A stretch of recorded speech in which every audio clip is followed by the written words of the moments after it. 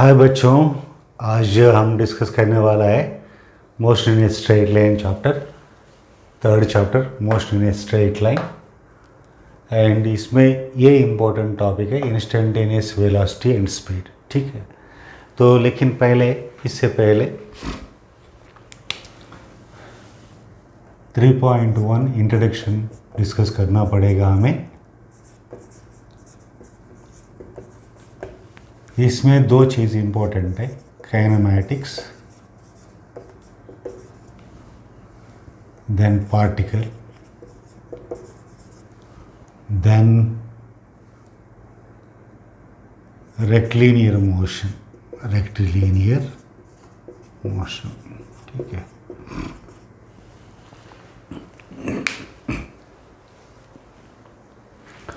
सो ये तीनों इम्पोर्टेंट है इंट्रोडक्शन में। काइनेमैटिक्स बोले तो study of motion of objects, ठीक है, without bothering about the cause of the motion. इसका मतलब क्या है, ऑब्जेक्ट्स का मोशन पढ़ेंगे हम, ऑब्जेक्ट्स का मोशन पढ़ेंगे, उसमें कॉज ऑफ द मोशन के बारे में सोचेंगे नहीं है, इसको कहेंगे काइनेमैटिक्स। ठीक है, तो पार्टिकल बोले तो किसी भी ऑब्जेक्ट को, मतलब अगर साइज नेग्लिजिबल है तो उसको पार्टिकल कह सकते हैं। सिंपल टर्म्स में बोले तो पॉइंट मास। ठीक है, kinematics is study of motion of object, study of motion of objects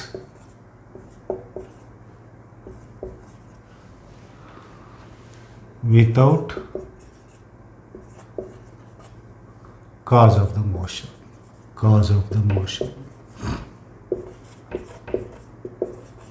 तो study of the motion of the objects और bodies without bothering about the cause of the motion. ठीक है, we will not study cause of the motion, we will study only motion of the objects. ठीक है, तो particle बोले तो point mass बोले तो साइज नहीं रहेगा, इसका मतलब डायमेंशंस नहीं रहेगा, मतलब लेंथ ब्रेड्थ विड्थ नहीं रहेगा, वो पॉइंट है। ठीक है, बस, लेकिन इसको मास रहेगा। कोई भी ऑब्जेक्ट को ऐसा ट्रीट करेंगे, मतलब when the motion of the object, अगर बस को ले लेंगे, अगर 120 किलोमीटर गया है तो उसका साइज़ कितना होगा, 4 मीटर 5 मीटर, उसमें नेग्लेक्ट कर सकते हैं। ऐसे ही जो डिस्टेंस है सन और अर्थ का बीच में, अगर अर्थ मूव हो रहा है सन के अराउंड, तो डिस्टेंस के अनुसार अर्थ का size you can treat as a particle. ठीक है, तो वैसे ट्रेन को भी, तो जो भी ऑब्जेक्ट ले रहा है उसका डायमेंशंस लेंथ से, जो motion of the length of the motion जो रह रहा है उसको अगर कंपेयर करेंगे तो कम है तो उसको हम पार्टिकल करेंगे। तो इसमें ये पूरा सब टॉपिक्स में हम पार्टिकल के बारे में पढ़ाई करेंगे। 7 चैप्टर के रिजिड बॉडी के ऊपर भी बात करेंगे। रेक्टिलिनियर बोले तो motion in a straight line, जो स्ट्रेट लाइन मोशन है उसको हम रेक्टिलिनियर मोशन कहते हैं, या motion in one dimension, all are same. ठीक है, तो दिस इज अबाउट 3.1। 3.2 का position, path length and displacement. ठीक है, पोजीशन कैसे डिटरमाइन करेंगे, इसके लिए फ्रेम ऑफ रेफरेंस चाहिए। जनरली 3 डायमेंशन में x, y, z रहेंगे, this is rectangular coordinate axis. इसको अगर टाइम को अटैच करेंगे तो इसको बोलेंगे फ्रेम ऑफ रेफरेंस। ठीक है, सो 3 डायमेंशनल मोशन में 3 एक्सिस रहेगा, 2 डायमेंशनल मोशन में x and y, motion in a plane भी कहेंगे, नेक्स्ट चैप्टर में पढ़ेंगे हम लोग। Motion in a straight line बोले तो ये इधर x एक्सिस और ये इधर y axis, you will be studying origin y and y, origin x and x। इसके साथ अगर टाइम अटैच करेंगे तो motion in a plane, motion in 3 dimensions और मोशन इन स्पेस, ये तो सिलेबस में नहीं है हमारे पास, लेकिन ज़रूरत है, इसको भी पढ़ना पड़ता है कभी कभी। तो ये वेक्टर्स में पढ़ेंगे सेकंड चैप्टर में। ये मोशन इन ए प्लेन है, this is motion in a straight line, इधर एक्स एक्सिस, वाई एक्सिस या any line, even inclined plane में भी एक्सिस ले सकते हो, ठीक है. Axis is your choice. So this is arbitrarily chosen axis. This can be rotated also. This axis can be rotated. This axis can be rotated. This axis can be rotated. This axis can be rotated. ठीक है, इसको घुमा सकते हो जैसा, लेकिन ये तीनों के बीच में 90 डिग्री से रहेगा, ये दोनों के बीच में 90 डिग्री से रहेगा. घुमा सकते हो, रोटेट कर सकते हो, ठीक है. तो अभी ज़रूरत हमारे लिए ये और ये, कोई भी ऐसा भी ले सकते हो, जिसको भी एक्स एक्सिस कह सकते हो, ठीक है. तो ये है फ्रेम ऑफ रेफरेंस. तो coordinate axis with time is known as frame of reference, ठीक है. ऑरिजिन रहेगा, ऑरिजिन रहेगा, इसको भी ऑरिजिन ये है, इसको भी ऑरिजिन ये है. तो ऑब्जेक्ट कहीं भी से भी शुरू हो सकता है, लेकिन रेफरेंस फ्रेम तो रहेगा, रेफरेंस एक्सिस रहेगा, रेफरेंस पॉइंट भी रहेगा, ठीक है, एक्सिस. तो ये हो गया फ्रेम ऑफ रेफरेंस. इसके बाद देखेंगे हम पोजीशन. पोजीशन कैसे निकालेंगे? तो some axis is there, origin, so this is x axis, ठीक है. तो position of the object suppose यहाँ है, ये सपोज एक्स ए मीटर्स है, ठीक है. So position can be reference x is equal to x A बोलेंगे, या एक्स ए 2 मीटर भी हो सकता है, सो इसको 2 मीटर भी लिख सकते हो, ठीक है. एक्स का पोजीशन इस टाइम पे, किस समय पे वो है, वो भी टाइम भी लेते हैं कभी कभी, ठीक है. तो पोजीशन ऐसा रिप्रेजेंट करते हैं. अगर मान लो यहाँ है ये -2, यहाँ है B object, so x B is -2 metre, position of B. तो कोऑर्डिनेट से हम एक्स एक्सिस में एक्स का कोऑर्डिनेट से पोजीशन रिप्रेजेंट करते हैं. सपोज सो पाथ लेंथ चाहिए. पाथ लेंथ बोले तो डिस्टेंस ट्रैवल, ये ऐसा भी हो सकता है, ऐसा भी हो सकता है, ऐसा भी हो सकता है, ठीक है. कैसे भी जा सकते हैं. तो कोई कैसे भी जाने हो, इस लेंथ को, this length is known as path length. अगर ऐसा ट्रैवल किया तो इसको ये पाथ लेंथ हो जाएगा, अगर ऐसा ट्रैवल किया तो ये पाथ लेंथ हो जाएगा, ऐसा ट्रैवल किया तो ये पाथ लेंथ हो जाएगा, या ऐसा घूम घूम के भी गया तो भी ये पाथ लेंथ हो जाएगा. ये पूरा पाथ लेंथ है, ठीक है. तो that is nothing but distance travelled, ठीक है. डिस्टेंस कितना है वो मेजर करके बताएंगे, दैट इज़ डिस्टेंस. तो ये स्केलर क्वांटिटी है, ठीक है. अगर डिस्प्लेसमेंट चाहिए, डिस्प्लेसमेंट चाहिए तो shortest distance between the 2 points बोलते हैं. तो अगर ऐसे ट्रैवल किया तो ये स्ट्रेट लाइन में ये path length is distance and displacement also. Displacement is from initial point two the final point. अगर डिस्टेंस यहाँ ये भी है तो भी यही डिस्प्लेसमेंट होगा. अगर ये है तो this is the displacement from the initial point to the final point. Displacement is a vector quantity. Shortest distance between the 2 points. दोनों के बीच में कितना कम डिस्टेंस होगा उसी को हम डिस्प्लेसमेंट कहेंगे. और इनिशियल वो displacement is a vector quantity and distance travelled is a scalar quantity. इतना याद रख लो बस. अगर इसमें आ जाएंगे तो in this chapter we are interested in straight line distance, straight line motion. So अगर मान लो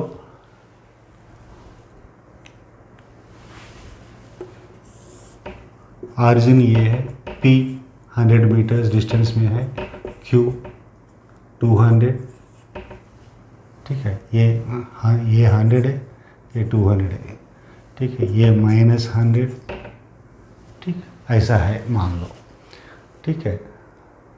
अब object travelled from O to P, so X O to P, OP. So displacement का पोजीशन, चेंज इन पोजीशन बोलते हैं displacement को, ठीक है. सो XP minus XO, ठीक है.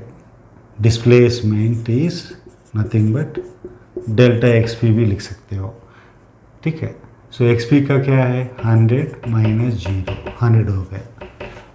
And the distance travelled is the distance between these two, that is also 100 only.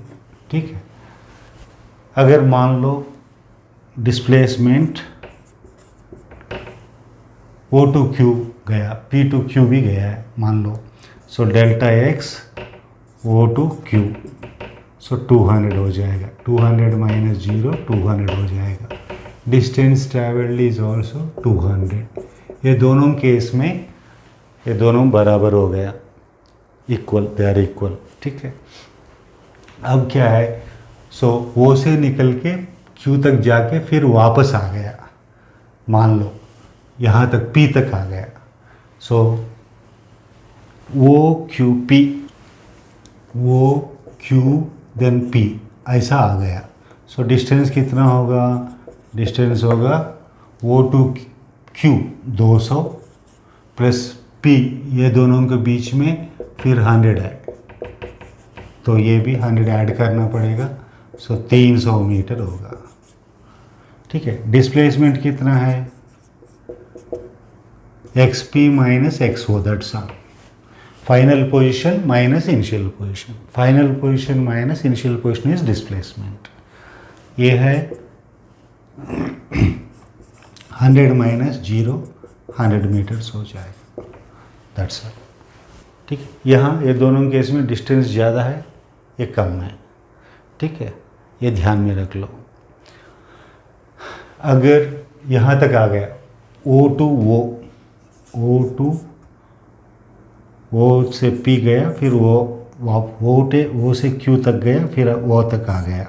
So distance कितना हो गया, दुगना हो जाएगा, 200 प्लस 200 400 हो जाएगा, और डिस्प्लेसमेंट हो जाएगा final position XO, initial position XO, सो 0 हो जाएगा। सो 0 माइनस 0 ये 0 हो जाएगा। ठीक है। So final position minus, so displacement can be 0, even it can be negative also. Suppose O to OQ R मान लो, OQR आ गया। सो डिस्टेंस कितना हो जाएगा, 200 200 100, सो 500 हो जाएगा डिस्टेंस। डिस्प्लेसमेंट कितना है, final position minus 100 minus 0, so minus 100 metre हो जाएगा। So displacement can be 0, negative and positive. So it is a vector quantity. इसमें क्या दिखाएंगे, डिस्प्लेसमेंट का जो पॉजिटिव राइट साइड पॉजिटिव आया तो टुवर्ड्स राइट जा रहा है, नेगेटिव आ रहा तो टुवर्ड लेफ्टवर्ड जा रहा है, ये इसका मतलब है। So direction can be shown towards right और towards left from the origin. ठीक है। बट डिस्टेंस के लिए डायरेक्शन नहीं रहेगा, ये ध्यान में रख लो। इससे position, path length and displacement clear हो गया होगा। 3.3 average velocity and average speed. Average velocity is equal to total displacement by total time, that's all.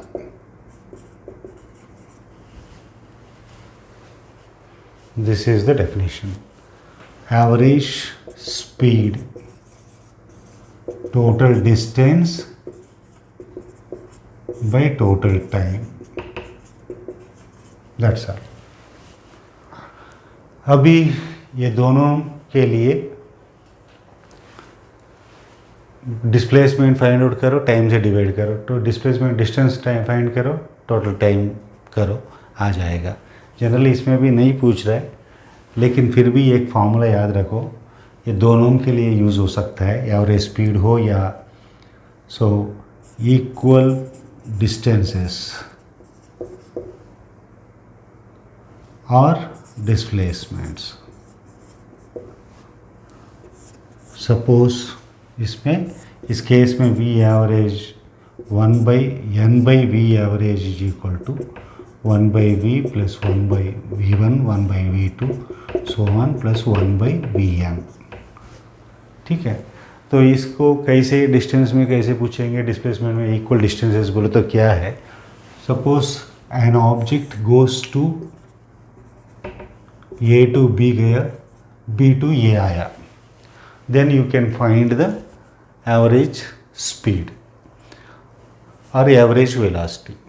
So A से बी तक गया, बी से फिर ए तक आ गया, V average is total displacement कितना है, ए से गया फिर वापस ए तक आ गया, so displacement 0, time suppose 2 hours लग गया, 2 घंटे लग गया, ठीक है, सो 0 हो गया। But average speed is 2/v average, ये फॉर्मूला यूज़ करना पड़ेगा। 2 इक्वल डिस्टेंसेस है, ये जाने के लिए सेम डिस्टेंस गया, आने के लिए सेम डिस्टेंस आया, so 2/v average is equal to 1/v1 plus 1/v2। Suppose आज जाते वक्त 40 गया तो आते वक्त 60 आया, what is the average, so 2/v average is equal to, ठीक है।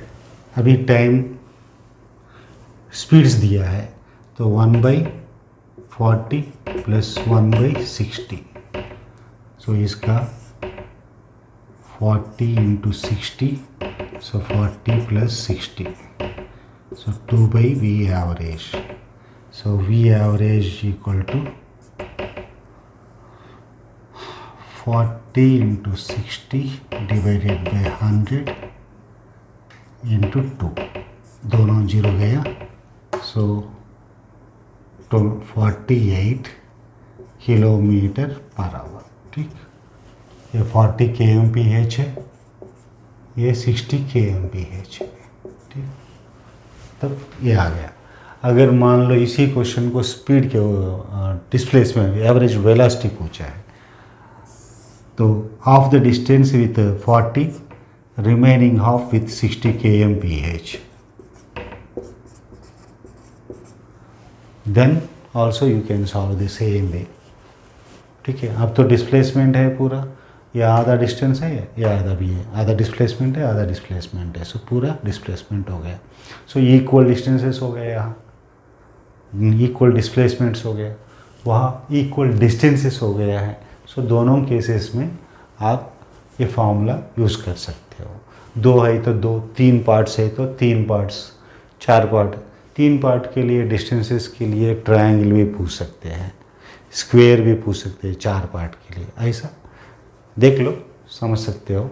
जनरली इतना पूछ रहा नहीं है, यही पूछने का चांस है, 2/v एवरेज का is equal to 1/v1 plus 1/v2, इतना तक ध्यान में रखो, बस ये हो जाएगा। ये फार्मूला याद रखो बेटा, और नहीं तो ये फार्मूला, ठीक है। अगर इस केस में स्पीड्स दे देंगे, टाइम नहीं देंगे, टाइम यहाँ कितना भी है हमें पता भी नहीं है तो भी चल जाएगा, क्योंकि 0/any time is 0 only, so displacement 0 है तो वट एवर में भी द टाइम 0 हो जाएगा। इक्वल डिस्टेंसेस इक्वल डिस्प्लेसमेंट में हम लोग देख लिया। नाउ दूसरा कंडीशन ये है, equal time intervals, so equal time intervals दे दिया मान लो, इसमें भी एवरेज स्पीड हो या एवरेज वेलोसिटी फाइंड आउट आप कर सकते हैं। जैसा मान लो इसका टाइम और इसका टाइम बराबर है, ये बोला है, सपोज 1 आवर हो या 1 आवर हो, जो भी है time interval is same, A से बी सी तक गया मान लो, in that case average velocity is given as, अगर इसका वेलोसिटी v1 है, ये इसका वेलोसिटी v2 है, v1 plus v2/2, that's all. ये फार्मूला याद रखो। अगर 4-5 time intervals, same time intervals बोल के दिया है तो v1 plus v2 plus v3 plus v4 divide by n हो जाएगा, ठीक है। n डिवीजन से है तो n टाइम इंटरवल्स है तो n से डिवाइड करो, हो जाएगा, दैट्स इट, बहुत सिंपल है ये, ठीक है। 3.4 इंस्टेंटेनियस वेलोसिटी एंड स्पीड, इसका डायरेक्टली फार्मूलाज बता दूंगा। Instantaneous velocity and instantaneous speed, the only difference is instantaneous speed और instantaneous velocity both are equal, दोनों सब बराबर हो जाएंगे। लेकिन सिर्फ एक डिफरेंस है, instantaneous velocity is a vector quantity, instantaneous speed is a scalar quantity. Actually instantaneous velocity और इंस्टेंटेनियस स्पीड बोले तो जैसा आप स्कूटर में जाते हो तो स्पीडोमीटर बोलते हैं ना उसको स्पीडोमीटर, उसका जो रीडिंग है that is the instantaneous. At a particular instant of time what is the speed reading, जो बाइक का हो, स्कूटर का हो या कार का हो, जिसका भी हो, वो इंस्टेंट में जो स्पीड है that is instantaneous speed. Instantaneous velocity उसके साथ डायरेक्शन भी रहेगा, बस दूसरा कुछ नहीं है। Then instantaneous velocity is important for us. So v is equal to, अगर डिस्प्लेसमेंट दिया है x, so v is equal to dx/dt। अगर ये s है तो ds/dt हो जाएगा। अगर x की जगह s ले लेंगे तो आप ds/dt हो जाएगा। सो डिस्प्लेसमेंट दिया या x पोजिशन दिया है तो उसका time in function of time दे देंगे। x is a some time के ऊपर डिपेंड होता है, तब इसका डिफ्रेंशिएशन करेंगे तो हमें वेलोसिटी आ जाएगा, इंस्टेंटेनियस वेलोसिटी। ठीक है, तो अगर मान लो x दिया है, suppose at² plus bt plus c ऐसा दिया है, तो इसका डिफ्रेंशिएशन करेंगे तो v का वैल्यू आ जाएगा। टाइम अगर दिया है तो टाइम को सब्स्टिट्यूट करेंगे तो उसका वैल्यू आ जाएगा। सपोज डिफ्रेंशिएशन का फार्मूला पहले ले लेंगे। So suppose x is equal to at⁴n plus b मान लो। ठीक है, तो इसका डिफ्रेंशिएशन ये है फार्मूला, ये into n into t⁴n-1 constant का 0 है। सो t⁴n है तो n इंटू t⁴n-1, अगर t⁴n-1 है तो n-1 इंटू t⁴n-2 हो जाएगा। ये इसका पावर से एक को सब्ट्रैक्ट करो, कभी भी हो जाएगा। कांस्टेंट है तो मल्टीप्लाई कर रहा है तो ऐसे ही मल्टीप्लाई करो, दूसरा कुछ भी नहीं है। ये फार्मूला याद रखो, इसी के ऊपर ज़्यादा प्रॉब्लम्स हमें सॉल्व करना पड़ता है। अगर मान लो velocity as a function of time दिया है, सपोज at प्लस b ऐसा दिया है, देन हमें x का फाइंड आउट करना है। वेलोसिटी बोले तो dx/dt। So dx, integral dx is equal to integral v dt। v का वैल्यू यहाँ सब्स्टिट्यूट करना पड़ेगा, तब इंटीग्रेशन का फार्मूला चाहिए। इंटीग्रेशन के लिए suppose v is equal to at⁴n है, देन इसका फार्मूला क्या है? So x integral dx is x, so v का यहाँ सब्स्टिट्यूट करेंगे तो at⁴n dt आ जाएगा। तो इसका फार्मूला ये है, ये इंटू t⁴n+1/n+1 प्लस c ले लेंगे, प्लस कांस्टेंट लेते हैं हम लोग ये इस केस में। ठीक है, x का वैल्यू आ जाएगा प्लस कांस्टेंट आ जाएगा। सो फार्मूला क्या है? t⁴n+1/n+1, कांस्टेंट से मल्टीप्लाई करें तो वो कांस्टेंट से ऐसे ही मल्टीप्लाई करना पड़ेगा। बस ये दोनों फार्मूला याद रखो, इस प्रॉब्लम सॉल्व हो गया हमारा। इतना ही है instantaneous. Now let us come to the problem. So two cars P and Q start from a point at the same time in a straight line and their positions are represented by xpt is equal to at plus bt square and xqt is equal to ft minus t square. So पहले positions लिख देंगे, xpt is equal to at plus bt square, xqt is equal to ft minus t square. ठीक है, so two cars P and Q start from a point at the same time, same point से शुरू हुआ है, मतलब same time पे शुरू हुआ है, सेम पॉइंट से सेम टाइम में दोनों स्टार्ट हो गए। इसका ये है फार्मूला पोजीशन, इसका पोजीशन ये है फार्मूला, तो ये दोनों दिया है हमें। देन क्या पूछ रहा है हमें? At what time do the cars have the same velocity, दोनों का वेलोसिटी कब बराबर होगा, ये पूछ रहा है। पहले वेलोसिटी फाइंड आउट करेंगे तो आ जाएगा। So V P T is equal to